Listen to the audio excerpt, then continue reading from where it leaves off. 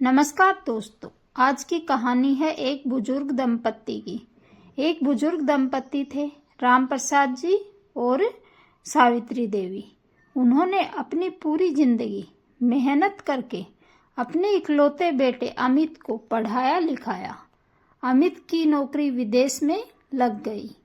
कुछ साल बाद उसने अपने माता पिता को कुछ महीनों के लिए अपने पास बुला लिया। दोनों बहुत खुश थे। उन्होंने सोचा कि अब बेटे के साथ समय बिताएंगे और उसकी दुनिया देखेंगे। विदेश पहुंचने पर शुरुआत में अमित ने उनका स्वागत तो किया, लेकिन कुछ ही दिनों में उसका व्यवहार बदलने लगा। वह ऑफिस के काम और अपनी नई जिंदगी में इतना व्यस्त था कि माता पिता से ठीक से बात भी नहीं करता था। एक दिन अमित के घर उसके कुछ विदेशी दोस्त आए। सावित्री देवी ने प्यार से सबके लिए चाय और पकोड़े बनाए। तभी एक दोस्त ने पूछा, ये कौन है? अमित मुस्कुराकर बोला, दे आर माई गेस्ट्स। कुछ दिनों के लिए इंडिया से आए हैं। अपने ही माता पिता को अमित ने गेस्ट बताया। दरवाजे के पीछे खड़े राम प्रसाद जी और सावित्री देवी ने यह बात सुन ली। उनकी आंखें भर आई। जिन माता पिता ने उसे अपनी गोद में खिलाया, आज वही उसके लिए सिर्फ गेस्ट बन गए थे। उस दिन के बाद दोनों ने तय किया कि वे घर में उदास बैठने के बजाय बाहर पार्क में समय बिताएंगे। पार्क में उनकी मुलाकात कई भारतीय परिवारों से हुई। कोई उन्हें अंकल आंटी कहकर बुलाता, कोई उनके लिए घर का बना खाना लेकर आता। बच्चे उनके पैर छूते और उनसे भारत की कहानियां सुनते। धीरे धीरे उनका छोटा सा परिवार बन गया। हर रविवार सब मिलकर खाना खाते, भजन गाते और हंसी मजाक करते। राम प्रसाद जी और सावित्री देवी को लगा कि अपना खून ही अपना हो, यह जरूरी नहीं। अपनापन देने वाले लोग भी परिवार बन जाते हैं। समय बीतता गया।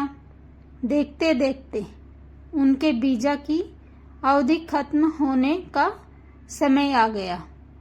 जब भारतीय परिवारों को यह पता चला तो उस सबकी आंखें नम हो गई। किसी ने कहा, अंकल मत जाइए। किसी ने कहा, आपके बिना पार्क सूना हो जाएगा। जिस दिन वे एयरपोर्ट जाने वाले थे, लगभग पूरा भारतीय समुदाय उन्हें विदा करने पहुंचा। सबने फूल दिए, गले लगाया और कहा, जब भी आइएगा हमारे घर भी रुकिएगा। अमित यह सब देखकर हैरान था। उसने पहली बार महसूस किया कि जिन माता पिता को उसने मेहमान कहा था, वे तो सबके दिलों के अपने बन चुके थे। एयरपोर्ट पर सावित्री देवी ने बेटे से सिर्फ इतना कहा, बेटा, मेहमान कुछ दिनों के लिए आते हैं। माँ बाप पूरी जिंदगी दुआ बनकर साथ रहते हैं। ये शब्द अमित के दिल में उतर गए। उसकी आंखों से आंसू बह निकले। उसने पहली बार अपने माता पिता के पैर पकड़ लिए और रोते हुए बोला, माँ, पापा, मुझे माफ कर दीजिए। मैंने कुछ बड़ी गलती की है। राम प्रसाद जी ने उसके सिर पर हाथ रखा और बोले, बेटा, गलती इंसान से होती है, लेकिन जो अपनी गलती मान ले वही सच्चा इंसान होता है। अमित ने उसी समय उनका टिकट रद्द कर दिया और अपने माता पिता से कहा, अब आप कहीं नहीं जाएंगे। यह घर आपका है। मैं नहीं चाहता कि दुनिया आपको मेहमान कहे। आप मेरे भगवान हैं। उस दिन के बाद अमित पूरी तरह बदल गया।